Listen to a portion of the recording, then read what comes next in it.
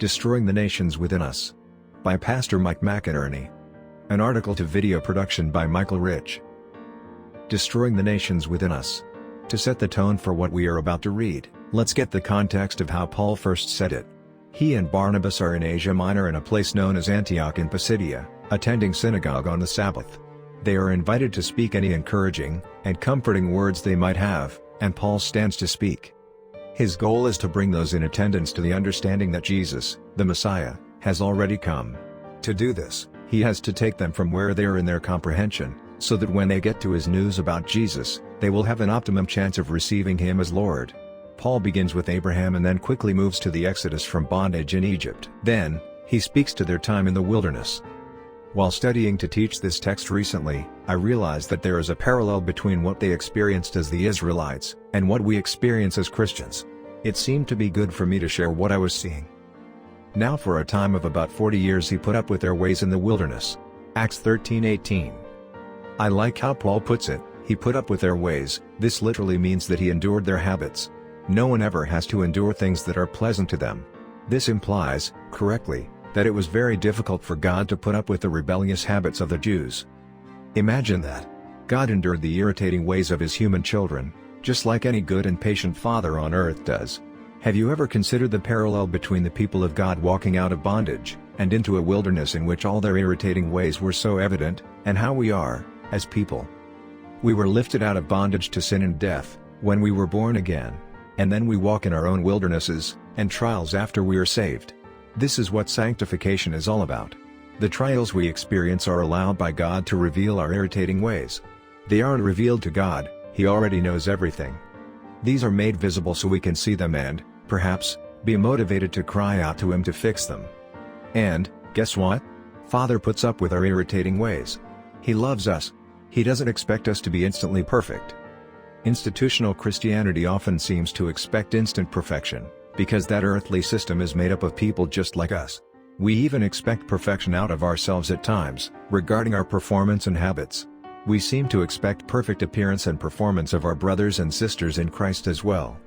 The truth is that we have a sort of spiritual muscle memory, that really has to do with the neural pathways in our brains that cause us to habitually sin. We instinctively know how to live in the flesh as the old man, reference Romans 6:6, because prior to being born again, that's all we knew. It is programmed into our brains the same way a tennis player might be programmed to move in certain ways without consciously thinking about it. These bad habits are ones that prevent him from becoming everything he could be as a tennis player. The good news is that he can be retrained, if he has a humble heart and an earnest desire to reach his full potential. We, as children of God, are being retrained, sanctified. While we are learning to live a new way, in total dependency upon the Lord, Father puts up with us. He endures our irritating ways, and then what does he do? He loves the unlovable by supplying what they need so they can change. And when he had destroyed 7 nations in the land of Canaan, he distributed their land to them by allotment.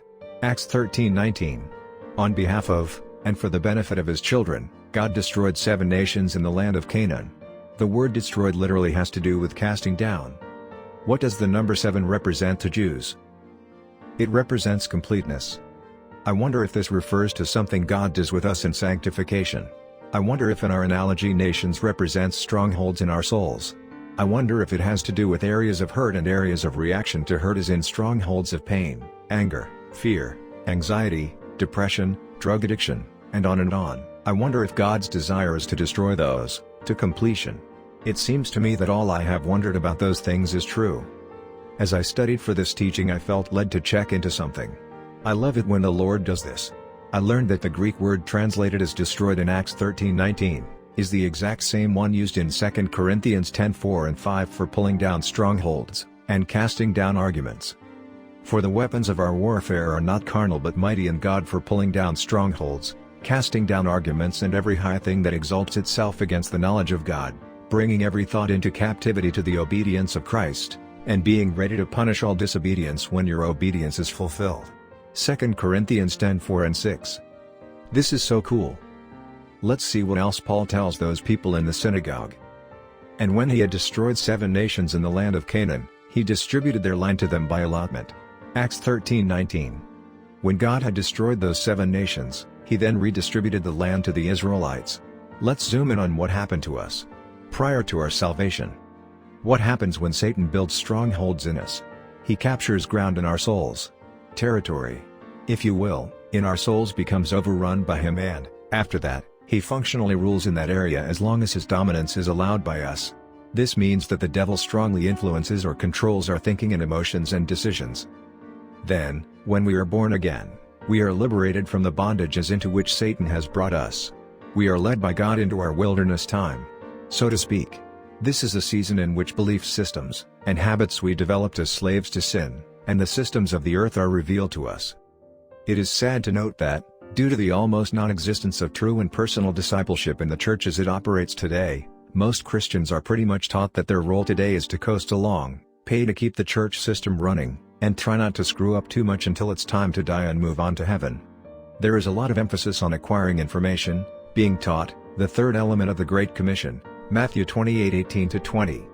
Making disciples, however, the primary element is grossly neglected, and the result has been that most modern Christians remain in their own wilderness time for the rest of their days on the earth. They never address the systems Satan has placed in their souls. These beliefs and habits keep them in the wilderness. So, they wander. They often never enter God's rest for them, their own promised land, being too busy with their own works to do that. The writer of Hebrews addresses this about the Israelites, so we could understand why so many of us wander in the wilderness of clueless unbelief. To whom did he swear that they would not enter his rest, but to those who did not obey? So we see that they could not enter in because of unbelief. Therefore, since a promise remains of entering his rest, let us fear lest any of you seem to have come short of it. Hebrews 3:18-4:1. The writer to the Hebrews further explains why the wilderness wanderings of the Israelites is a picture of all Christians after being born again. For if Joshua had given them rest, then he would not afterward have spoken of another day. There remains therefore a rest for the people of God. Hebrews 4:8-9. He encourages us to let God do what he wants to do in our souls, so we might enter his rest, the promised land for us today, that we can experience before dying and going to heaven. For he who has entered his rest has himself also ceased from his works as God did from his. Let us therefore be diligent to enter that rest, lest anyone fall according to the same example of disobedience. Hebrews 4:10-11. And when he had destroyed 7 nations in the land of Canaan, he distributed their land to them by allotment. Acts 13:19. As the Israelites entered the promised land, it had to be prepared for them by the Lord. It contained nations which were areas filled with beliefs and practices that would harm God's people. These had to go so as to optimize the chance that God's people would flourish. God destroyed the 7 nations that occupied the territory he intended them to occupy. God does this in our lives too after we are saved. The Lord sets about destroying the nations within us. He destroys those strongholds of fear, anger, depression, drug addiction and on, and he redistributes that land in our souls. That land now belongs to God, and in his love, he gives it to us. He gives us our souls so they are free to be a dwelling place for him, and so we can truly live. The thought of this touches me deeply. Ministry and discipleship, and, sometimes, in counseling and deliverance, is what this is all about. It is about walking with people as God liberates aspects of their human souls. This is delicious.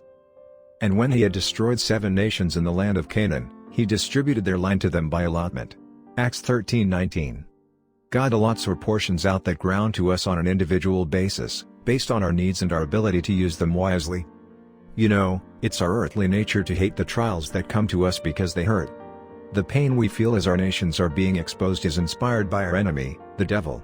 He uses that to obscure the truth that having those nations in our souls actually costs us dearly, and hurts us more than it hurts us to participate in their destruction. Satan does not want us to be free. Because it hurts and because we hate the pain, many of us spend a lot of our time praying for God to remove the trials he allows in our lives so we can be free, move on out of our wildernesses, and into our promised land, his rest. I'm going to suggest something I have learned to be effective, something that no one wants to do. Embrace the trials. Rejoice always, pray without ceasing, in everything give thanks, for this is the will of God in Christ Jesus for you. 1 Thessalonians 5:16-18. Also, be active in the destruction of the nations in your soul. If we were to read the story of the occupation of the Promised Land, we would see that Joshua led the people through a series of battles.